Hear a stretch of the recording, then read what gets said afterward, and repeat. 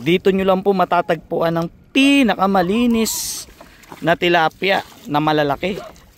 Dito sa amin sa Bulacan. Ayan no. Tingnan nyo naman kalaki oh. Oh. Kulang 2 kilo. Ha? Mga kulang 2 kilo. Ah, kulang 2 kilo. O di kulang isang piraso. Ilang piraso yan? 1, 2, 3, 4, 5, 6, 7, 8, 9, 10, 11. O di ibig sabihin pala naglalaro sa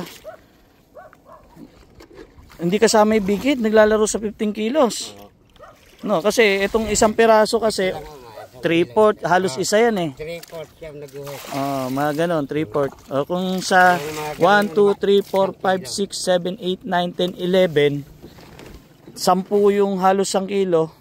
O di 10 na. Sabihin na 1 kilo na lahat, no? 10. Tapos yung malaki 2 kilo. 12. Sa 12 po ano? Magkano po ang kilo?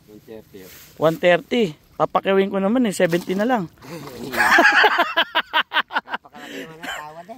Malaki ho ba? Halos yung kalahati eh. Halos kalahati nga naman. Mahirap po. Mahirap po ba? Tuwa nun eh. Malakas. Sige ho, 12 kilos sa 130 no? Gagawin ko na 150 isang kilo. Yeah.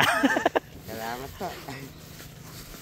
Meron ba kayong sako? Ano? Hindi ho pa, pwede mo bang Dito na lang? na lang sa loob ng sako. Sige po, okay lang po ba? Pasako.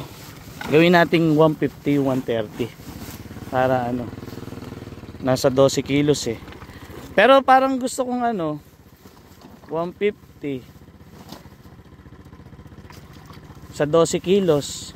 Gawin ko na kung 200 isang kilo. Okay ba yun? 200 isang... Bibigyan na po namin bigit, ipamigay nyo na lang. Gawin ko ng Sige po, gagawin ko ng 200 ang isang kilo. Di 2-4 po. Opo. 2-4.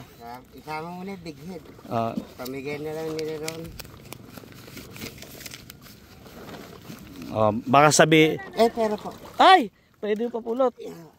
Ito pa. Pwede na ho sa amin to. Namin 400 pa. Ito po. Yakit mo ron. Buwang ngayon daan. Maraming salamat po. Sana'y maulit.